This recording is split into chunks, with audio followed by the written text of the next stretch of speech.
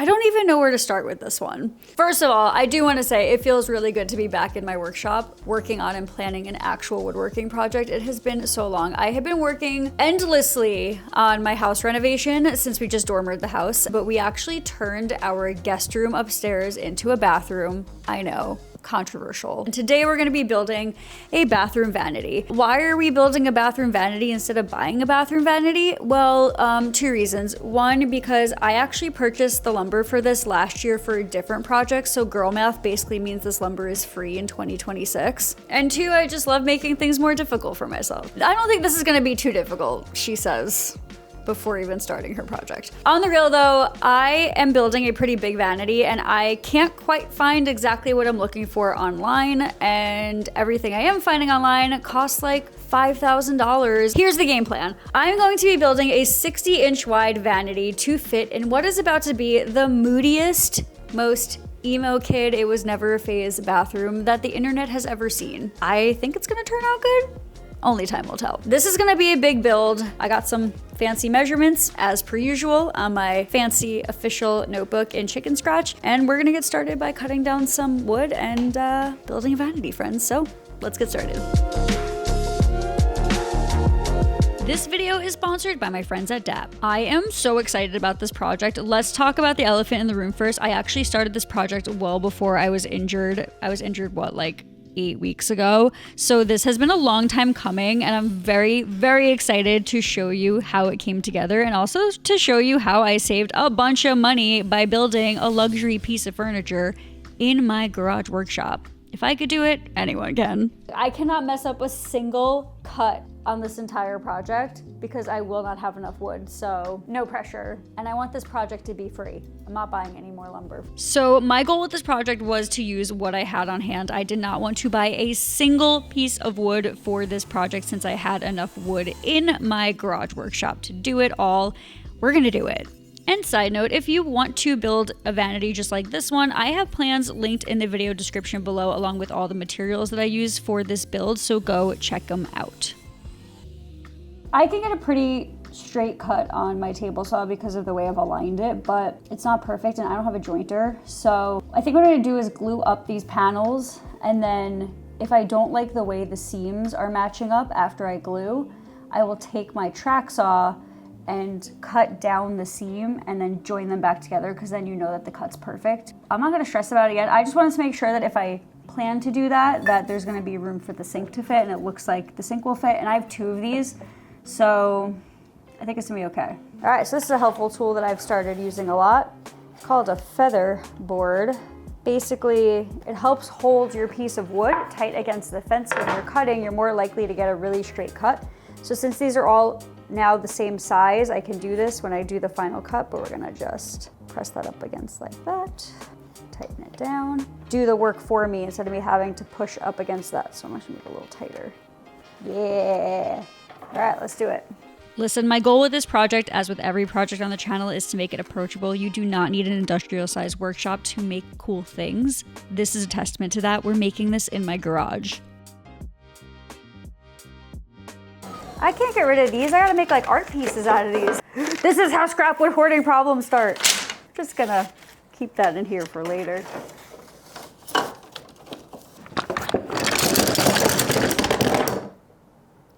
I don't think I have enough clamps. Let's glue. I know the running joke as a woodworker is that you can never have too many clamps. Well, I'm also gonna argue that you can never have too much DAP Weldwood wood glue. This stuff is like the Frank's Red Hot sauce of woodworking for me. Like, I put this stuff on everything. Also, just to give some context to what's going on in this shot, I know earlier I was talking about gluing things up and seams that might not match and blah, blah, blah. Well, I actually decided that instead of making a panel with 3 boards next to each other that are glued up, I'm actually going to glue 2 boards together to make one thick board first, and then after that dries, I will trim it and glue them all together to make thicker leg pieces. I want the legs on this vanity to look chunky and substantial, so that's why I'm doing it this way. It's only a problem if you like admit it's a problem, right? Like, I don't think I have a clamp hoarding problem. I use them all and I have some to spare. Oh, maybe I shouldn't admit that. Actually, this might be embarrassing. You have a clamp hoarding problem and a wood hoarding problem. No, you have both. No, the wood hoarding, it's not hoarding. It's a collection. Anyway, look what we did. Every single one of the boards that I cut has now been clamped together to another board. These are gonna be the sides, like the legs for the vanity. And I wanted them to be chunky. I wanted it to be thick with a triple C for this vanity to just give it some like depth and dimension. I'm gonna let these dry. We have a blizzard coming, like an actual blizzard coming tomorrow, so I'm not gonna get into the shop tomorrow. I don't think I'm gonna be able to get into the shop probably till like Tuesday after we like dig out from, I think they're saying like 2 feet of snow. Or something like that? Craziness. You're welcome, New York. Yeah, thanks for bringing all the snow from North Dakota. I will get back to these in a couple days, unclamp them, and then we are going to clean them up and glue them together to make big panels. So we are on our way.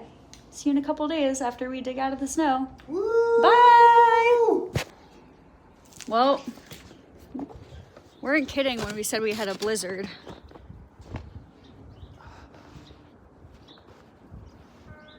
That's the ugliest snow angel I've ever seen.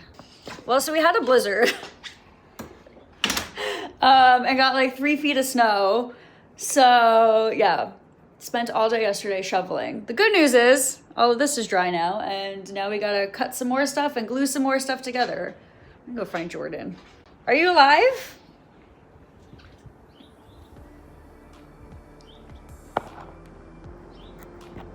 It's gonna be a good day. So yeah, after letting those dry, I brought them over to the table saw and cut everything down to the same size before then getting ready to do another round of glue up, which is why I said you can never have enough wood glue in your shop when doing a cool project. Also, I already know what some people are gonna ask. Sam, how come you're not adding any like dominoes or dowels or anything in between these boards? Well, the reality is that the wood glue is going to be strong enough to do what I needed to do here, which is just glue these panels together. And these panels are not going to be necessarily super structural. They're just acting as legs, and a lot of weight is going to be pressing down on them. So I'm not really worried about them separating or falling apart at any point in the future. This will be enough. That is the beauty of DIY though. You can do these projects however you want. If you feel like it's not enough for your vanity build or cabinet, or whatever you choose to build, you can totally add some joinery. For me, I just personally didn't feel like I needed it, and spoiler alert, it's been in my bathroom for a few months and has been, you know, kind of subject to a lot of moisture, and it's been totally fine. I've made a lot worse with less. And a lot better with less. I don't want to say better. I think this one's going to turn out cool, but I've made a lot with less. I'm stuck here forever, I think. I literally haven't moved because it requires me to limbo my way out of here, and I'm just not, I just need a moment. My back doesn't do that anymore. I'm getting too old. Jordan, this is what I'm dealing with here. I thought you needed a clamp holder. I'm just measuring the size of my head.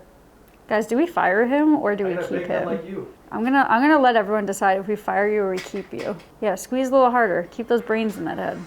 Okay, so while we're gluing and cutting and doing whatever we're doing here, I have a quick question for you guys. So as you know, my goal on this channel is to try to make things approachable. I want to make DIY projects approachable.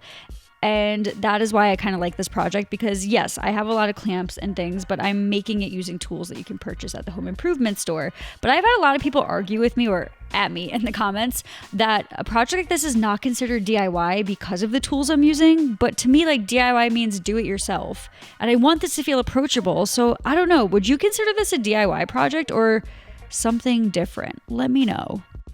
There is a lot happening. But all the glue ups are done now. Like, every single panel is glued up. Jordan, you did great. If you're gonna eat snow cones, you're supposed to bring one for everyone in the class. 331,000 subscribers, so you're gonna need 331,000 snowballs for everyone. We're gonna need more snow. All right, bring it on. I'm gonna let this dry for a like full day, because tomorrow I'm gonna really start processing everything. Tomorrow we will sand and cut everything down, and I think we're gonna have to assemble in the space because these pieces are heavy. It's gonna be a busy day tomorrow, but I'm excited to start seeing this come to life, and we'll see you tomorrow back in the shop. See you tomorrow, friends. Bye. Hair flip. And we're back. Yay! Hey, put that thumb right side up. Okay, close enough. Jordan and I removed all the clamps from all of the pieces because it's a little overwhelming in here. And now that we have more space to work, it's time to get to work. So we're gonna divide and conquer. I'm so happy he's here today. I am gonna get started on cutting all of the pieces to their size, and Jordan's going to be on sanding duty, which makes my heart very happy. So I decided I'm not gonna use my super fancy track saw for this project. Instead, I'm gonna use my circular saw and a straight edge guide to cut all of these pieces because we're gonna go back to basics on this one. I just wanna show you that you can make cool stuff with limited tools. So far we've used a table saw, clamps, and now we're gonna use, I feel like I'm on the news. This is what news anchors feel like. It's a camera and a camera. Cameraception. First we use a table saw. Today we're gonna use a circular saw. And then when it comes time to assemble everything, we're gonna get into the drill and the driver and the sander. So this should be fun. I'm excited to start to see all of this come together. We are going to be assembling this in the space, so no assembly is happening today in here. We're just gonna try to get everything cut and sanded, and then tomorrow we'll assemble. So lots to do today, friends. Okay, wait, I'm stuck on this. So continuing my thought from earlier. So yes, would you consider this a DIY project? Because for me, like, I am doing something myself in my garage with tools I can purchase from the home improvement store, and I'm trying to show you all that you can do the same. And I think this thing is gonna look pretty luxury at the end of this. So like DIY, but make it luxury in your garage, you know?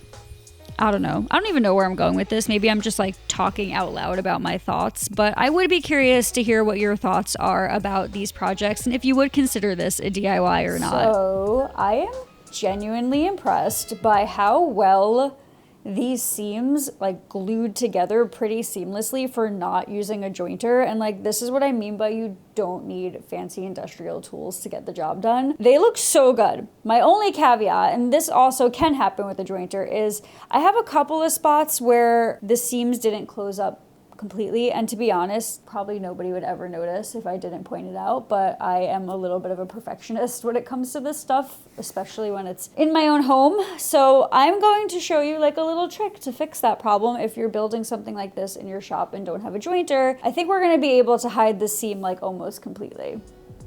Of course, I'm showing you a trick for hiding mistakes after just being on my high horse about how DIY projects are not less than and can look just as professional as things that come out of professional shops. But I'll let you in on a little secret. Professionals use these tricks too. Ask me how I know. I used to work on job sites with my dad and my grandfather was a master finish carpenter, and he used tricks just like this when he needed to as well. And now I'm just showing you guys the tricks of the trade. Also, another trick of the trade, always have snacks on hand and have extras on hand because snack breaks just make every project a lot easier. We are gonna bring all of the pieces upstairs and tomorrow we assemble, so we'll meet you upstairs tomorrow. Bye. Bye. We are back in the bedroom workshop. Yay! Whoa, yeah. Today we will be assembling this vanity in the actual bathroom. So now we're going to take this DIY project to the next level, and as if working in a garage full of tools isn't enough of a challenge, we're going to probably finish the rest of this project in my bedroom. See, you don't even need a garage full of tools from the home improvement store. You could just put all the tools from the home improvement store in your actual bedroom. Talk about a DIY project. Also, I know earlier we were talking about not using joinery when gluing up all of the leg pieces, but we are definitely going to be using joinery to attach the legs to each other and build the rest of this vanity. I am using a very fancy pocket hole machine, but you can use any type of pocket hole machine for this. Or you can use dowels or dominoes or whatever makes your heart happy. Wait, tell me I've been doing this for a long time without telling me I've been doing this for a long time. I'm cutting spacers for the bottom shelf, and I was like, I don't know, I think the one downstairs is 7.5 inches. I left my tape measure downstairs. I eyeballed this cut. I was like, I'll just cut it, whatever, this looks good. Guys, I just eyeballed a perfect 7.5 inch cut. I should play that game where you like walk up to people and you're like, pull 6 inches. I bet you I'd win. Bet you I do it. Ready? 6 inches. Maybe. Wrong! That was an 8.